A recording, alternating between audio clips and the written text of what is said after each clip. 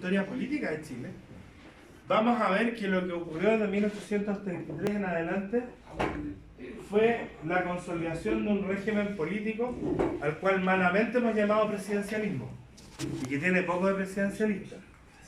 Porque el presidencialismo se basa en que tiene presidentes débiles y no fuertes.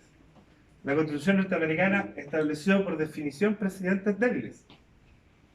Aquí lo que hemos tenido es un cesarismo electoral, sin llegar a lo que algunos hablan de democracia delegativa o la elección de rey por 4 años. Pero hemos tenido un régimen político, y que lo recordábamos con Andrés, el quinto congreso del partido estableció la necesidad, y vimos la necesidad como partido de pensar en un cambio en el régimen político.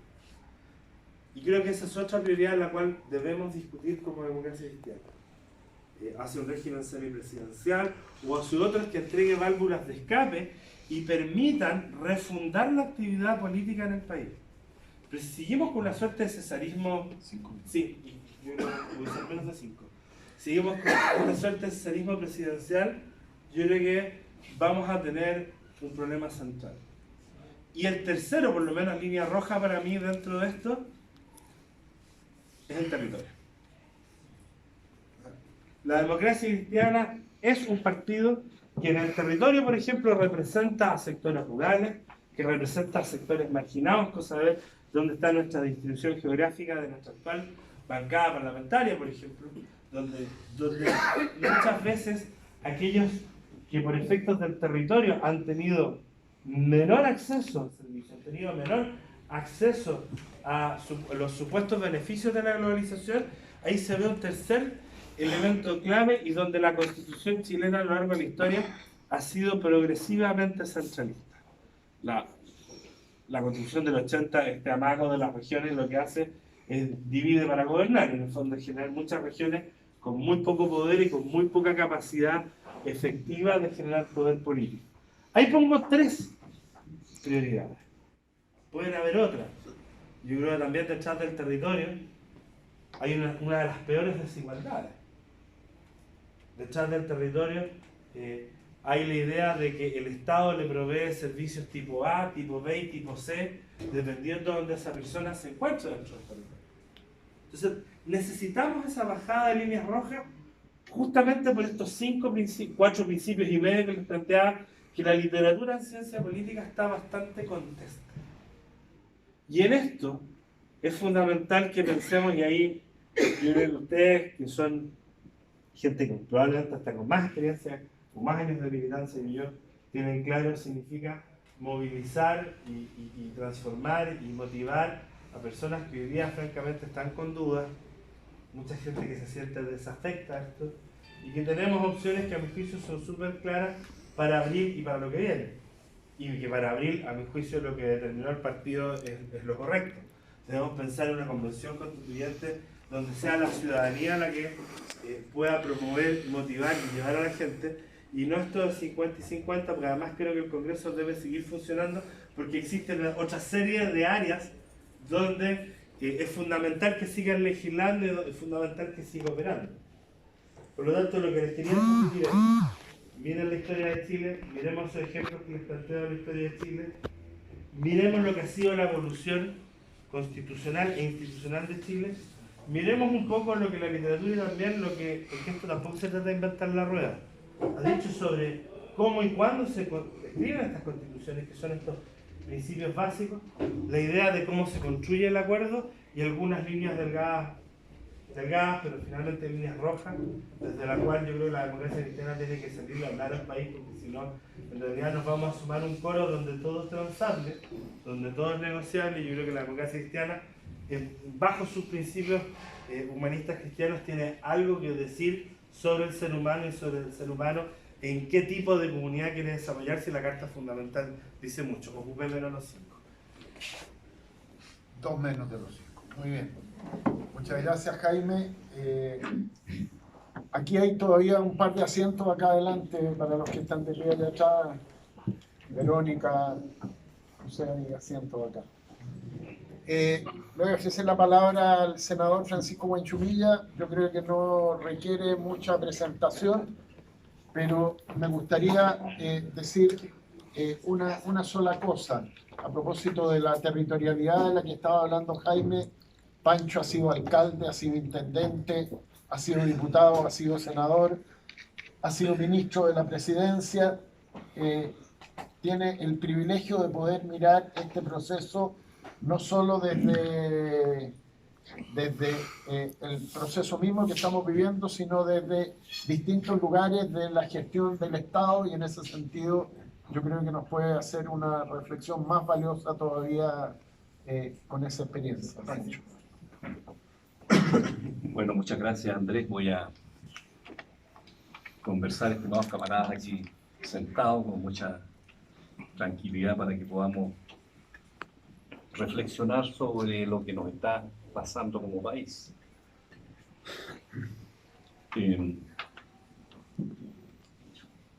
Yo creo que todos nos preguntamos, perdón, antes de eso quiero decir que voy a hablar en clave política. Jaime lo hizo desde el punto de vista de la ciencia política, yo voy a hablar en clave política. La pregunta que yo creo que todos nos hemos hecho estos días es: ¿qué nos pasó como país? ¿Por qué pasó lo que pasó? ¿Qué es lo que hay detrás de todo esto que hemos vivido, esta crisis que hemos vivido? Yo creo que es muy importante tener presente que nosotros, como militantes de un partido político que se supone que tenemos formación política y que conocemos la historia de Chile, nosotros tenemos que decir primero que todas las sociedades humanas tienen periodos de crisis. Esto no es algo que sea anormal lo que nos ha pasado. Los seres humanos vivimos crisis personales, vivimos crisis en la familia, y con mayor razón también vivimos crisis en las sociedades. Entonces, esto es fruto del devenir que tienen las distintas sociedades del mundo, que en determinada coyuntura sufren este tipo de crisis. Nosotros en Chile hemos tenido grandes crisis también, cada una con sus características. Por ejemplo, el año 1891 tuvimos una crisis profunda que terminó en una guerra civil. El año 1925 tuvimos otra crisis, también con presencia de los militares. El año 1931 y después el año 1973. Todas esas crisis que hemos vivido como país han tenido un cierto denominador común, que es el hecho que el árbitro final de estas crisis siempre han sido las Fuerzas Armadas. El 91, el 25, el 31 y el 73. Las Fuerzas Armadas intervinieron, en definitiva, en la solución de la crisis. Yo no hago un juicio de valor histórico, simplemente constato que en esas 4 grandes crisis profundas que hemos tenido, siempre ha habido un actor final para resolver las crisis que hemos vivido. Esta crisis es de características distintas, porque no es una crisis en que haya 2 bandos en pugna. Esta es una crisis netamente política, donde es difícil distinguir entre buenos y malos, como para que pudiera haber un árbitro final y decir: mire, yo intervengo para restituir este conflicto que se ha suscitado entre un bando y otro. Entonces, esta es una crisis de características especiales. Entonces, la pregunta que uno tiene que hacerse como político, y esto yo lo he dicho siempre, lo he dicho como representante de la Araucanía, en algo que no siempre me ha comprendido a mí las coaliciones de centro izquierda en las cuales nosotros hemos participado. A propósito de la violencia política de la Araucanía, yo he dicho: mire, nosotros estamos en contra de la violencia, pero la obligación de un dirigente político, de alguien que conduce el Estado, es preguntarse qué es lo que hay detrás de esta violencia política. No para justificarla, sino para explicársela, para tener un diagnóstico adecuado. No equivocarse y no quedarse en los síntomas, sino que hay que ir a las causas profundas de por qué un sector social se alza contra la sociedad y el Estado y escoge la vía de la violencia política para la interpelación que le hace al Estado. Hoy día, la obligación que nosotros tenemos como un partido político que ha dirigido el Estado y que no renuncia a dirigir el Estado, porque eso somos nosotros. Nosotros no somos un club de amigos, que también podemos serlo, pero el propósito de un partido político es aspirar a conducir el Estado. Entonces nosotros como partido tenemos que preguntarnos, bueno, ¿cuál es el diagnóstico que tenemos de lo que ha pasado en Chile en estos 28 o casi un mes que llevamos en esto? Entonces, yo lo he dicho también públicamente que el gobierno no puede equivocarse en el diagnóstico, pero naturalmente que este gobierno tiene un problema de déficit político gigantesco, porque si el gobierno o alguno de nosotros piensa que esto es solamente un problema de orden público, de alguna gente que está molesta con algunas cosas o prestaciones que le da el Estado, a lo mejor podemos cometer un error político, porque después del diagnóstico la pregunta es qué es lo que tenemos que hacer como Estado para resolver esta crisis que tiene la sociedad chilena. Yo personalmente pienso que detrás de esto hay una profunda rabia y molestia de la gente en contra de la sociedad que hemos construido en estos últimos 40 años. De una sociedad injusta, abusiva, desigual, clasista, racista. Hay una profunda rabia acumulada que revienta con todo lo que nosotros hemos visto, en que la gente ha salido de todos los sectores sociales a la calle a manifestar su disconformidad con la vida que estamos teniendo. Entonces aquí hay un cuestionamiento al modelo y al tipo de sociedad que hemos construido. Entonces, mis estimados camaradas, muchas veces en esta materia, en la discusión política que hay en el partido, a veces yo siento que no hemos tenido claridad respecto de esto. Porque evidentemente que Pinochet hizo aquí en Chile una verdadera revolución. La revolución que hizo Pinochet fue cambiar el modelo de desarrollo capitalista que habíamos tenido. Porque en el mundo hay distintos tipos de capitalismo. Y muchas veces los camaradas les da cierto pudor hablar de estas cosas. No. Nosotros hace 250 años, 300 años vivimos en un sistema económico que es el capitalismo y en un sistema político que es la democracia, que es el sistema de convivencia, que son dos pilares fundamentales de esta sociedad.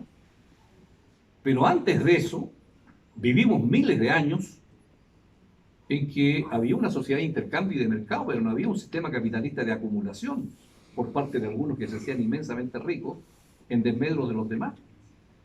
Y no vivíamos en democracia por cuanto el poder estaba concentrado absoluto en el rey, en el monarca, en lo que sea. Por miles de años vivimos así. Pero después de la Revolución Francesa, la Revolución Americana, los seres humanos nos hemos organizado de una manera distinta. Nos organizamos con la Revolución Industrial. Nace esta economía hoy día de intercambio profundo, en que las tecnologías han cambiado completamente la vida económica de las sociedades y se ha producido este sistema de capitalismo que hoy día está en todas partes del mundo. Ahora, en materia democrática, por supuesto que hemos cambiado, porque antes de eso, bueno, a ti te mataban o te colgaban de cualquier lado o te llevaban a la hoguera. Y la gran conquista de la humanidad con la democracia es la tolerancia a las distintas ideas. La democracia es un sistema en que al final tú estás transando todas las cosas para que todos podamos vivir en medio de la diversidad y no nos matemos los unos con los otros, como existía antes de que viniera la democracia moderna, ¿no? Hablemos de 300 años, ¿no? Entonces, en este mundo hoy día, claro, hay distintos tipos de capitalismo. Los chinos tienen un capitalismo económico y tienen un centralismo político de la dictadura del proletariado. Bueno, pero los países escandinavos tienen un sistema capitalista distinto a este sistema que implantó Pinochet. Y nuestros camaradas alemanes tienen otro. Ya voy a hacer un punto sobre este sistema de los camaradas alemanes, de una economía social y ecológica de mercado. Pero Pinochet tomó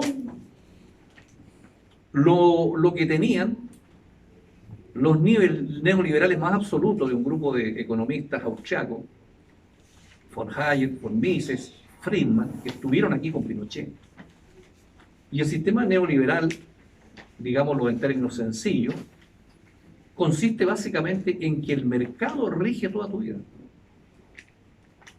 Todo tiene un precio y la gente toma sus decisiones en base al sistema de precios. Y por eso que en Chile se paga por todo, salvo por respirar. Entonces se paga por la educación, se paga por la salud. La previsión es un negocio. Todo va al mercado. Y eso se soporta en el individualismo más brutal.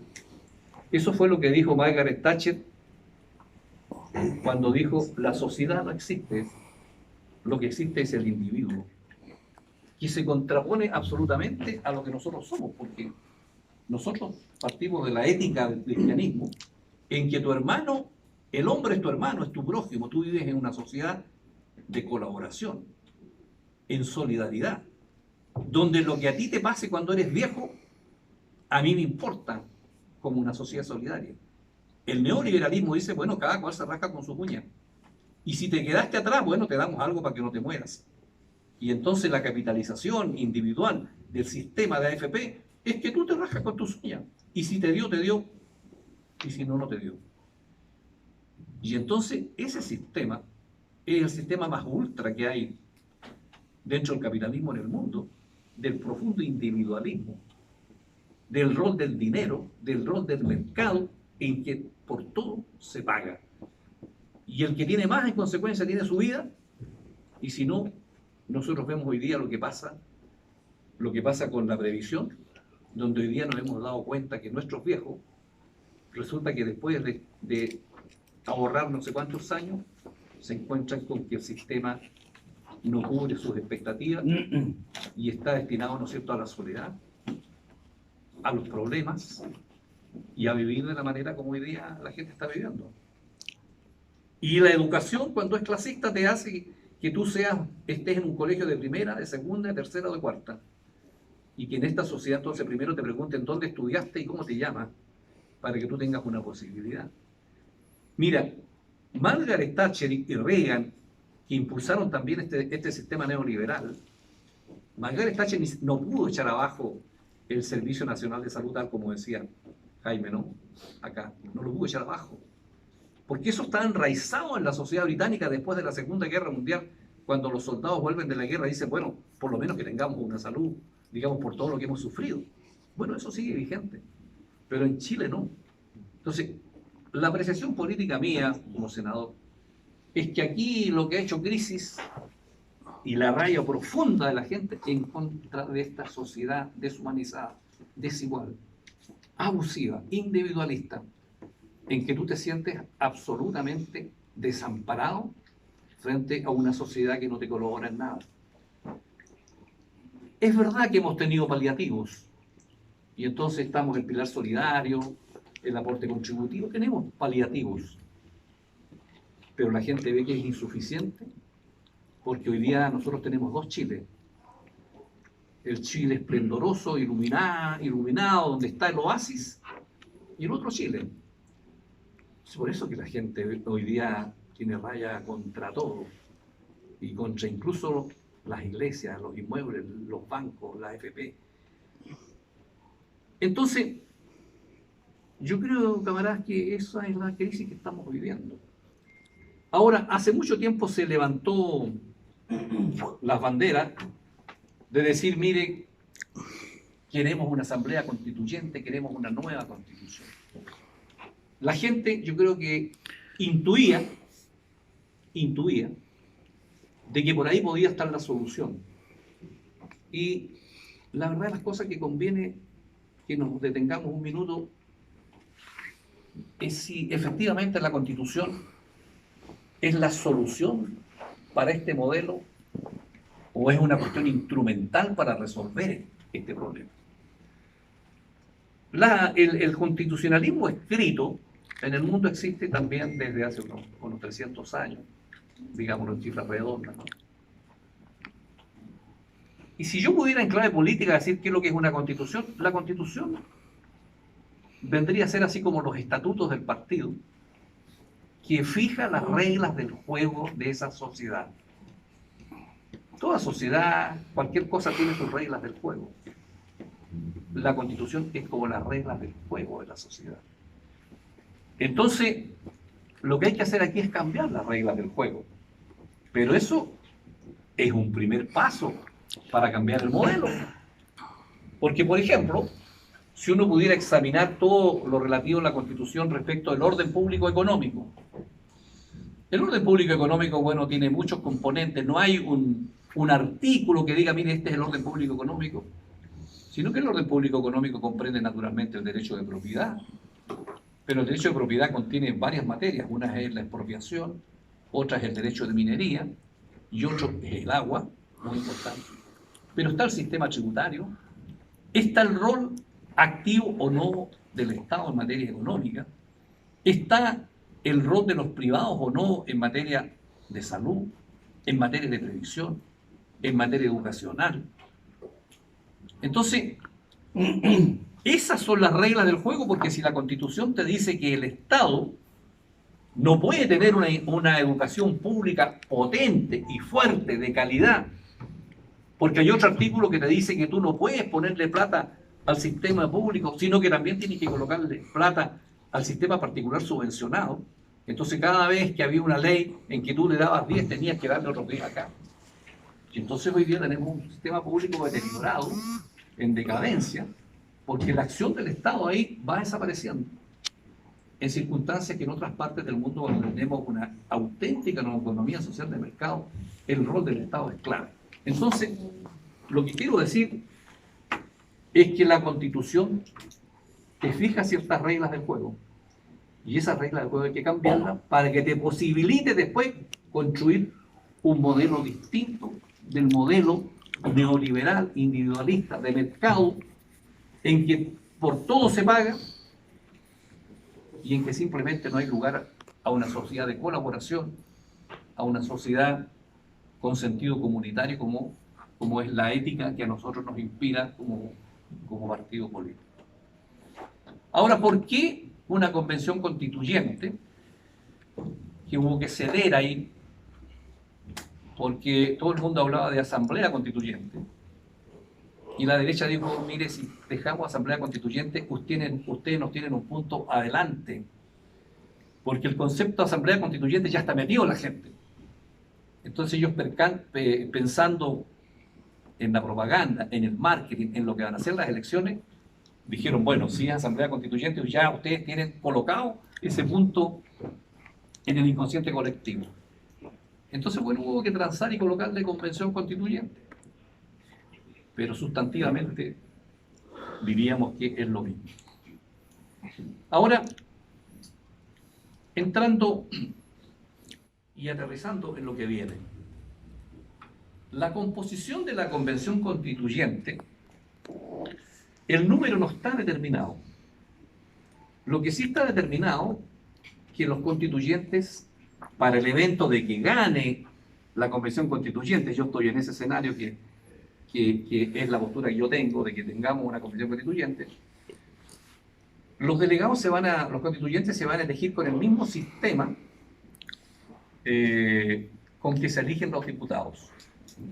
Ustedes saben que existen 155 diputados, no sé cuántos constituyentes van a ser, eso va a ser motivo de negociación, y que en los distritos de los diputados actualmente se elige un mínimo de 3 y un máximo de 8, pero que en la lista que tú lleves puedes llevar un candidato más. Si se eligen 3, llevas 4, etc. Si se eligen 8, llevas 9, y así sucesivamente. Ese va a ser el sistema electoral. Tenemos un problema político con esto que tiene varios temas. Uno es quiénes van a poder presentar candidatos, naturalmente, que van a poder presentar candidatos a los partidos políticos y los independientes. Pero después de todo lo que hemos vivido, tiene poca presentación que digamos, mire, los únicos que van a poder presentar candidatos a esto van a ser los partidos políticos, porque hoy día la crisis que nosotros tenemos en este país es la total división entre la ciudadanía y el sistema político y las instituciones políticas, que estamos cuestionadas en nuestra representatividad y en nuestra legitimidad. Entonces mal podríamos los partidos políticos decir, mire, no, señores, vamos a ir a esta constituyente y aquí para ser candidato ustedes tienen que meterse en un partido político o ser independiente en un partido político. Entonces, estamos conversando y lo lógico es que tiene que haber una apertura para ver quién puede presentar candidatos más allá de los partidos y más allá de los independientes. Porque el independiente tiene un problema, que tiene que ir solo o tiene que ir con un partido. Porque no existen listas de independientes. Porque los votos de la lista de los partidos se suman, ¿no es cierto? Y el independiente va solo. Pero si arma una lista de independientes, bueno, tendría que formar otro partido. Y por otro lado, se trata de que la gente sepa que el independiente muestre sus cartas y diga qué es lo que quiere, cuál es su plan, cuál es su identidad, cuál es su cuento respecto del país y respecto del modelo. Entonces probablemente vamos a tener que abrir un espacio a las organizaciones sociales para que digan, mire, el colegio de profesores presentará una lista, o no sé, o la CUT, o cuál ONG. Ahora ahí no va a ser fácil hacer eso porque podríamos tener en algún distrito 100 listas presentadas, ¿no? Entonces se va a formar un comité técnico de iguales, un comité técnico paritario de la oposición y del gobierno, con profesores de Derecho Constitucional y o con integrantes de las comisiones de Constitución de la Cámara y del Senado, probablemente, para este acuerdo darle un formato jurídico que se va a presentar como reforma constitucional al Congreso para que se apruebe. Porque este acuerdo que nosotros hemos visto, de los 12 puntos creo que son, es un acuerdo político. A eso hay que darle un formato jurídico, pero resolviendo estos problemas que yo estoy señalando. Y paralelamente a eso, se ha dicho, mire, esta convención tiene que ser distinta a lo que hemos visto y por lo tanto aquí tiene que existir primero paridad de género. 50% mujeres, 50% varones. Pero además, se dice, mire, aquí los pueblos originarios han estado siempre en esta lucha y la mejor demostración de que hubo un cambio cultural fue que en todas las manifestaciones habían banderas chilenas y banderas mapuches, con lo cual yo creo que en el norte hay más. en el norte hay maras. Con lo cual se quería decir que la gente valoraba la lucha que habían dado los pueblos originarios por su dignidad, se habían alzado contra los abusos, y entonces era un símbolo de la lucha. Y por lo tanto, ahora que hay una asamblea constituyente, se le dice, mire, bueno, usted tiene que meterse a los partidos si quiere participar, y si no, se queda afuera. Entonces, lógicamente que ese problema tenemos que resolverlo y tiene que haber una cuota de participación también. Y hay otros que han dicho que también habría que darle participación a los menores de 18 y mayores de 16. Que si todos estos jóvenes han salido, han estado presentes, y se están barajando fórmulas como que pudieran participar, pero de manera voluntaria, en fin.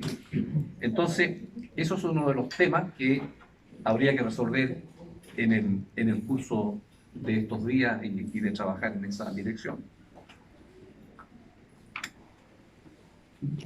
3 puntos más, estimados camaradas, para cerrar esta conversación. Se ha dicho que se va a hacer una página en blanco. La Constitución se va a redactar con una página en blanco. Conviene aclarar esto.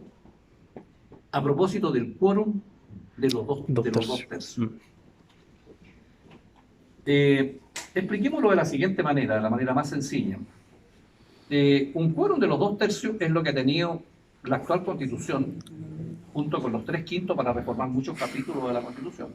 Ese fue el amarre que hizo la Constitución de Pinochet, la inspiración de Jaime Guzmán para dejar todo amarrado y que nos ha perseguido hasta el día de hoy. donde no hemos podido hacer reformas constitucionales profundas porque se requieren 2/3. Por lo tanto, se requieren 2/3 para borrar lo que está escrito. Entonces eso se deja de lado y se parte con una página en blanco, en el sentido de que se requieren hoy día 2/3 para escribir algo en la página en blanco. Esa es la diferencia, que en consecuencia tú vas a partir de cero. En cambio, con la Constitución escrita, tú tenías que tener los 2/3 para borrar una parte y colocarle otro texto. En cambio, en la página en blanco, tú tienes que tener un acuerdo para escribir algo en esa página en blanco. Ahora, quiero decir que en ese punto tuvimos una buena discusión jurídica y política en el seno, digamos, de esta negociación. Y yo quiero hacer el punto de que yo fui la única persona que, dentro de todos, de gobierno y oposición, hizo este punto de hacer una prevención respecto del quórum de los 2/3. Yo entiendo esto de la página en blanco, porque el quórum de los 2/3 a ti te obliga a buscar acuerdos. Si tú no llegas a un acuerdo, no vas a poder escribir nada en esa página en blanco. Pero yo sostengo que al mismo tiempo, esos 2/3 también te induce a que ciertos sectores pudieran tener veto respecto a las cosas. Y si te ponen un veto, no logras escribir algo consensuado en la Constitución. Entonces, examinado esto desde el punto de vista político, te obliga a una profunda negociación y a buscar los acuerdos si es que tú quieres que algo quede por escrito. Y resulta que uno tiene que hacer un análisis bastante, es la obligación de los políticos, ¿no?, de colocarse en todas las circunstancias. Y yo digo, yo que participé en la noche, estuvimos ahí y conversando con los parlamentarios también de la derecha, para ellos fue intransable los 2/3. Porque en la primera oportunidad que discutimos esto, yo hice el punto dentro de los partidos de la centroizquierda y concordamos con el presidente del partido, Fuad Chaín, con el cual trabajamos muy unidos, con él y con Matías Walker y con el secretario general del partido, que estamos ahí. Entonces, cuando tuvimos que examinar el punto separadamente, porque ahí nos separamos los partidos para ver si estábamos de acuerdo o no con el texto, yo inmediatamente hice el punto y concordamos con Fuad en que él presentara esto cuando nos volviéramos a reunir todos los partidos de centro izquierda, diciendo, mire, la democracia cristiana está de acuerdo con esto, pero el senador tiene un punto, con el objeto de salvar ese paz. Pero cuando llegamos a la reunión, nos dimos cuenta que empezaron los partidos, partiendo por el Frente Amplio, y todos estaban de acuerdo, nadie hizo el punto. Entonces Fuad me dijo, chuta, estamos solos, ¿qué es lo que hacemos? Hagamos lo que habíamos acordado, le digo yo. Tú dices eso y yo hago el punto, que quede en solitario. Entonces, yo hice el punto en el sentido de no oponerme, pero sí hacer una prevención, prender una luz amarilla. A raíz de eso, posteriormente se cambió el texto y se colocaron los 3/5, un quórum más bajo. Y se fue con la derecha y la derecha dijo, mire, yo por ningún motivo, aquí no hay acuerdo, si son los 3/5, son los 2/3. Entonces, el análisis que yo me hago desde el punto de vista político, estratégico, táctico, de cómo hacer esto, es que evidentemente que hoy día en Chile nosotros tenemos una derecha potente que tiene el gobierno, pero que en lo peor de los casos va a tener un 40%. Ellos saben probablemente que van a tener más allá del tercio. Y donde a mi juicio,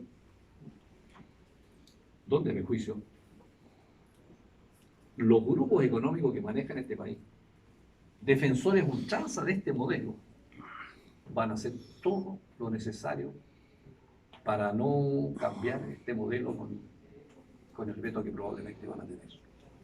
Y no me cabe la menor duda a mí que se va a hacer un diseño por parte de la derecha porque esto va a ser conjuntamente con la elección de alcaldes y concejales, con el gobierno a cargo de la subdere y de la finanza, muy potente para los efectos de tener una gran representación en la Asamblea Constituyente.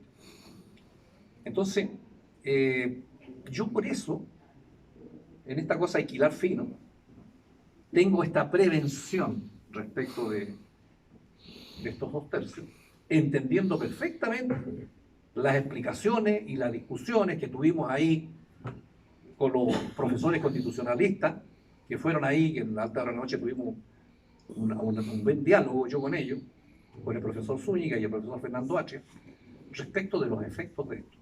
Que yo era un partidario de esto, yo mantenía y mantengo mi prevención.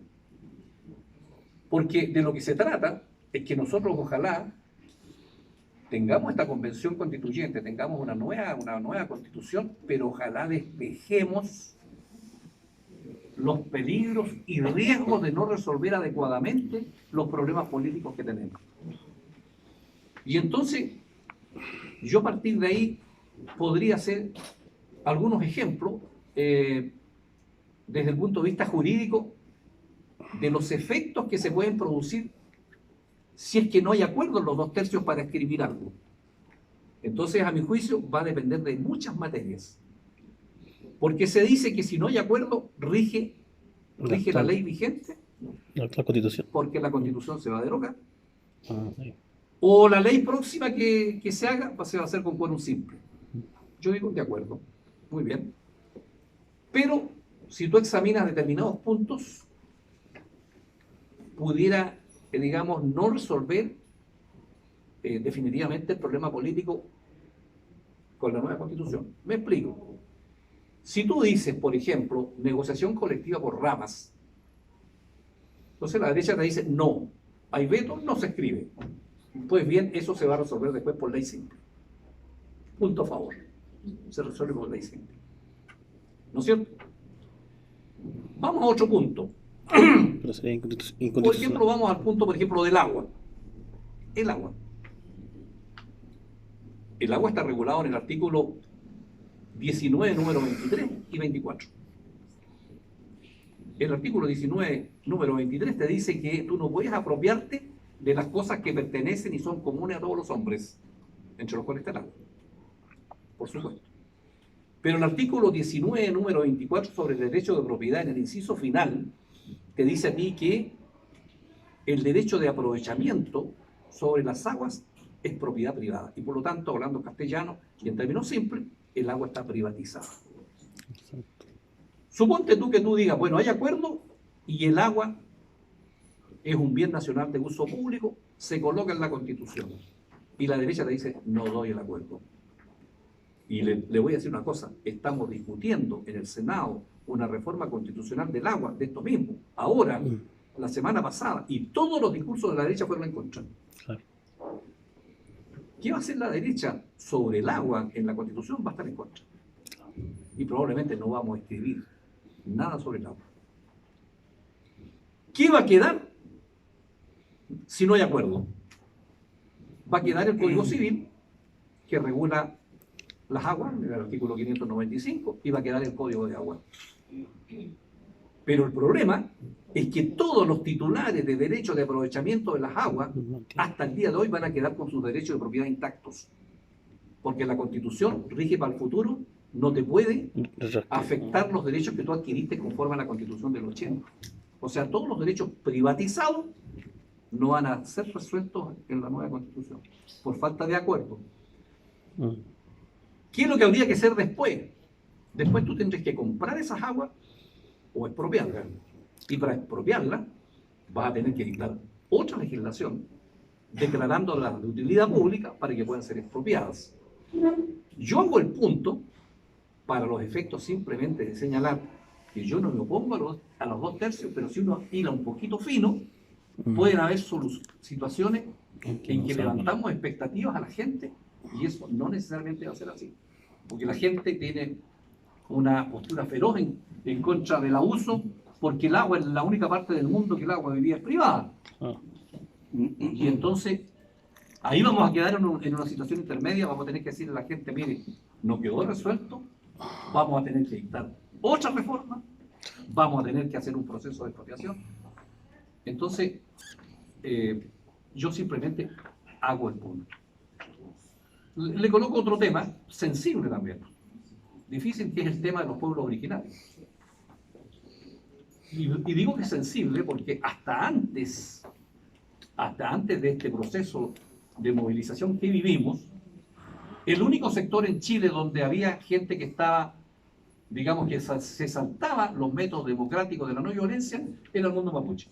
En que él vivía acá en Chile y decía, mire, nosotros no le creemos al Estado, tenemos una metodología distinta, y aquí en la única parte donde existe violencia política en Chile es en la Araucanía. Y nosotros hemos hecho la promesa ahí desde el acuerdo no imperial que firmó Don Patricio el año 1989 del reconocimiento constitucional, del Estado plurinacional, todo eso que el mundo mapuche ha demandado y cuyas banderas flameaban en todo Chile. Y entonces, a lo mejor, digo yo, una hipótesis, tú llegas a la Asamblea Constituyente y la derecha te dice Estado plurinacional por ningún motivo. Y no hay acuerdo. ¿Qué es lo que hay ahí? Nada. Porque no hay ley.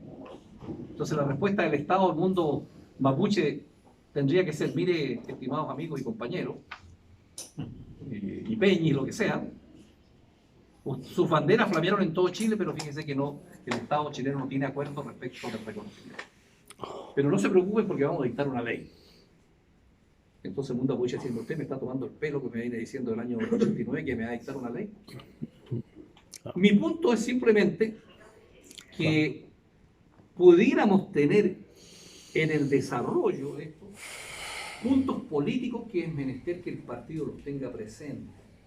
Yo hago para estar atento, prender todas las luces y ser fino en el análisis y en la estrategia que vamos a señalar, para que no pensemos que simplemente todo se va a hacer por ley simple, que todo va a quedar solucionado, sino que va a requerir un esfuerzo muy profundo de los que estén ahí para ir a la letra chica y para ser astutos en el mejor sentido de la palabra, de usar nuestra inteligencia para resolver de qué manera nosotros estamos desatando los nudos de conflictividad que tiene o puede tener esta sociedad chilena.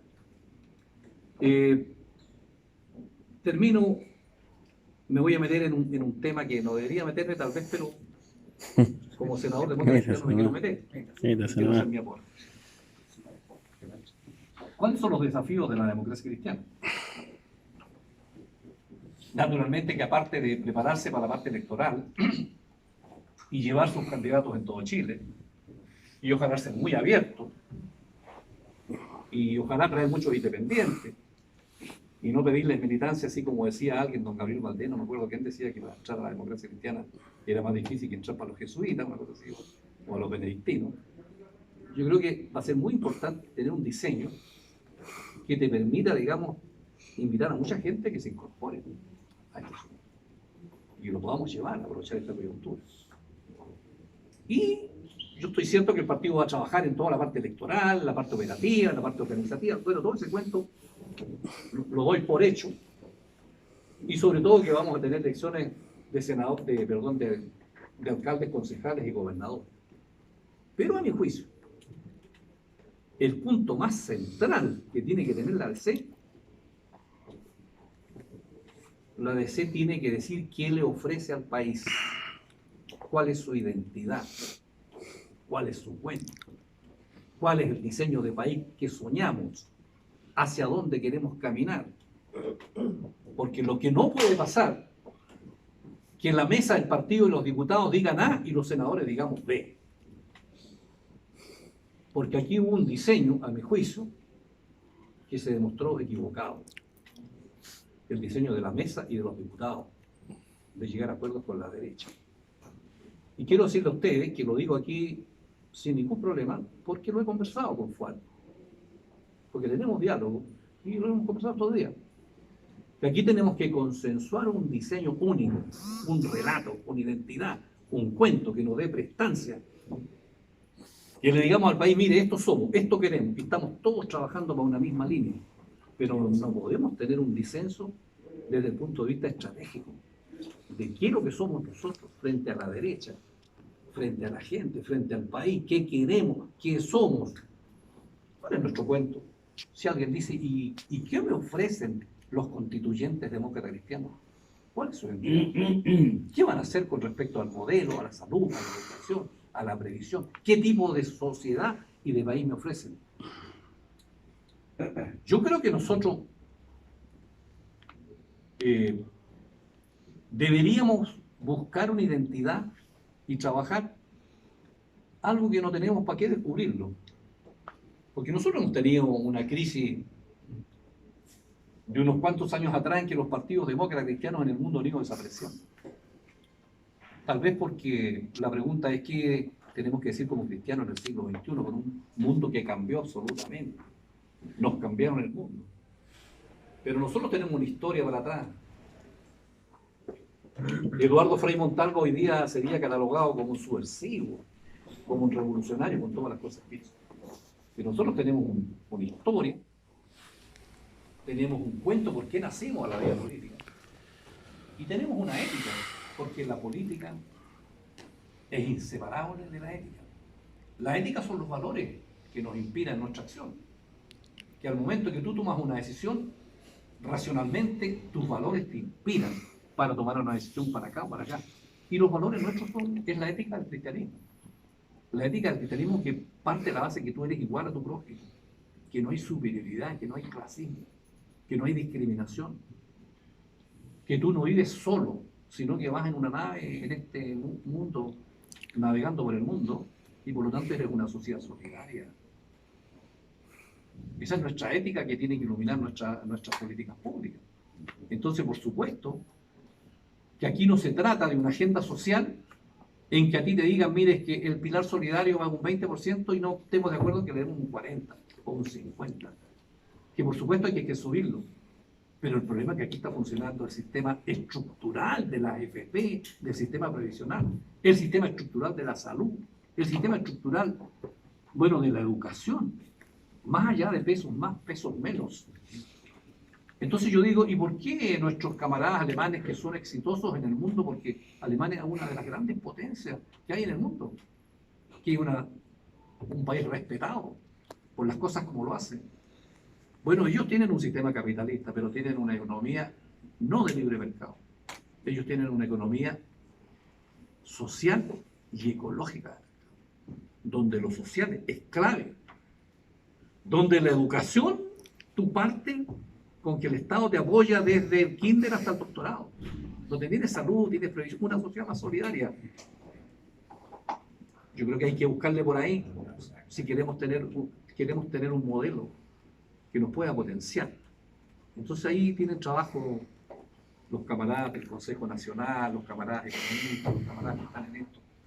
Porque si nosotros llegamos a la Convención Constituyente sin identidad, sin modelo, bueno, ¿por qué la gente debería votar por nosotros? Porque somos decentes, porque somos... ¿Qué? La gente va a querer hoy día que tú muestres tus cartas. Y tú tienes que mostrar tus cartas. Y en la vida hay que combinar la audacia con la prudencia. Pero tú no puedes ser tan prudente de ser agüita perra. Ni puedes ser tan audaz que seas irresponsable. Pero la vida uno tiene que jugársela por las cosas que cree.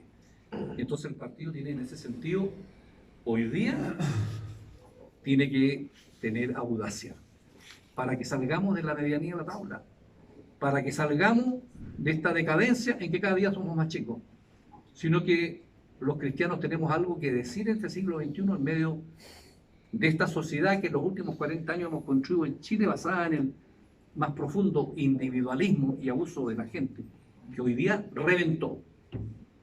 Ese, camarada, es el desafío de la democracia hoy día.